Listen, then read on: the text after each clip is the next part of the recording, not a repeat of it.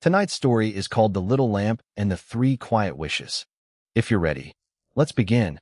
In a small town at the edge of a wide, sandy desert, where the evenings were warm and the stars came out big and bright, there lived a boy named Amir. Amir lived with his grandmother in a little house with a blue door, and though they didn't have very much, their home was always warm and always smelled like fresh bread and mint tea. One afternoon, while helping his grandmother clear out an old, dusty storeroom, Amir found something tucked behind a stack of forgotten baskets. It was a small brass lamp, tarnished and dull, with a curved little spout and a faded pattern etched along its side. "What's this, grandmother?" Amir asked, holding it up to the light. His grandmother squinted at it, then smiled a soft, knowing smile. "That, my dear, looks like it might be a very old lamp indeed. Give it a little polish and see what happens."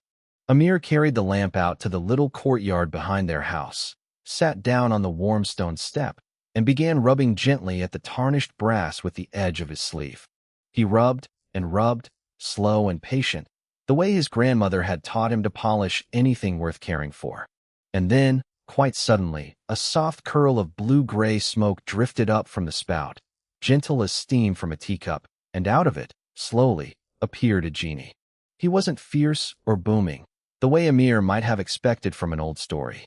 He was soft around the edges, with kind, sleepy eyes, and he stretched his long arms with a wide, comfortable yawn. "Oh my," the genie said, blinking slowly. "How long was I in there? Feels like I've had a marvelous nap." "You're a genie?"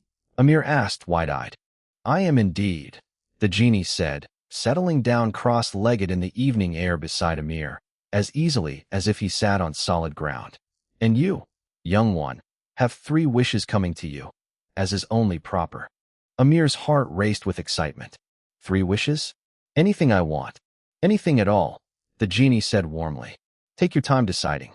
Wishes are a bit like good tea, better slow and thoughtful than rushed." Amir thought and thought. He imagined chests of gold, and grand palaces, and magical adventures across distant lands. But before he could speak, his grandmother called softly from the doorway. "Amir, dear, come have your dinner before it grows cold." Amir looked between the genie and the warm light spilling from his own little doorway. Could my first wish wait until tomorrow?" Amir asked. "I'd like to think about it properly, over dinner, and I don't want my tea to grow cold either."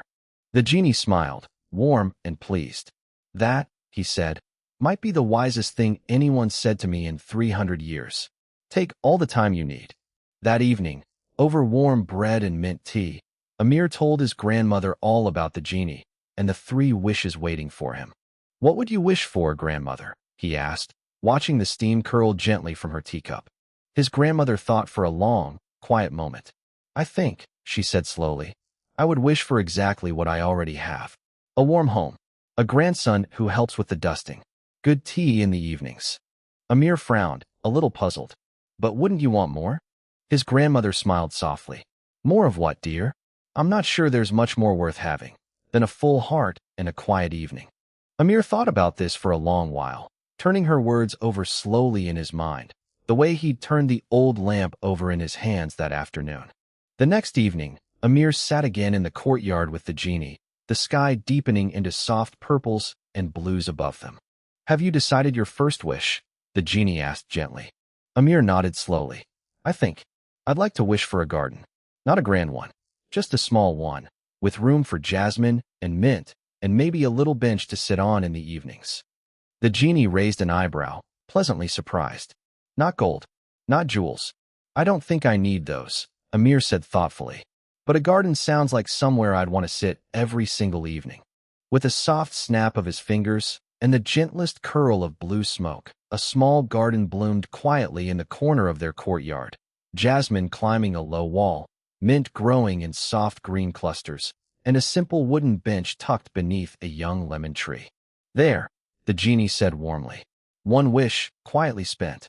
Amir spent many evenings after that sitting in his little garden, the scent of jasmine drifting on the warm evening air, his grandmother often beside him with her tea. Weeks passed before Amir returned to the lamp for his second wish. "Have you thought of your next wish?" the genie asked, appearing once more in his usual soft curl of smoke. "I have," Amir said. I'd like to wish for time. Not more of it. Exactly. Just slower time. Evenings that don't rush by so quickly. Mornings where I can watch the sunrise properly, without hurrying off anywhere. The genie smiled, a slow, understanding smile. That's a rare wish, little one. Most people wish for more time, when really, what they want is simply to notice the time they already have. He snapped his fingers gently, and though nothing visibly changed, Amir found that from then on, his evenings seemed to stretch a little longer, unhurried, full, and calm. Many more weeks passed. Amir grew a little older, tended his small garden faithfully, and shared many slow, unhurried evenings with his grandmother, exactly as he'd wished. One quiet evening, the genie appeared once more, settling into the garden beside the lemon tree. One wish left, the genie said gently. Have you thought of it? Amir was quiet for a long moment, watching the fireflies drift lazily above the jasmine. Genie, he said softly, what happens to you once my third wish is spent? The genie blinked, surprised by the question. I return to my lamp, I suppose, until someone else finds it, someday. Do you like that? Amir asked, waiting alone in the dark, until someone new comes along. The genie considered this carefully. I hadn't thought much on whether I liked it or not, he admitted slowly. It's simply what genies do. Amir nodded slowly, and smiled a small, warm smile. Then for my third wish, he said, I wish for you to be free. No more lamp, no more waiting alone. You can stay here, in the garden, if you'd like, or go wherever you please. But you shouldn't have to wait in the dark for someone else to come along.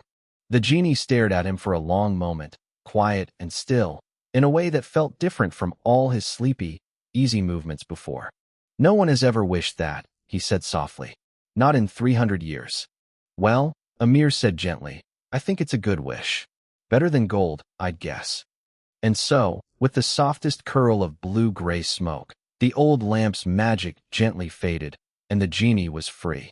He chose, in the end, to stay in the little garden most evenings, sitting beside Amir and his grandmother, sharing mint tea and slow, easy conversation beneath the lemon tree.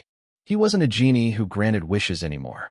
He was simply a quiet friend who had learned, alongside Amir, that the very best things were rarely grand or golden. They were slow evenings, warm tea, a small garden, tended with care. And now, little one, the stars are coming out soft and bright above your own window, just as they did above that little courtyard. And it's time for your own slow, unhurried evening to settle into sleep. Your eyes growing heavy, heavier still, just like Amir's did, in his quiet garden, full and content and ready for rest. I'll see you next time.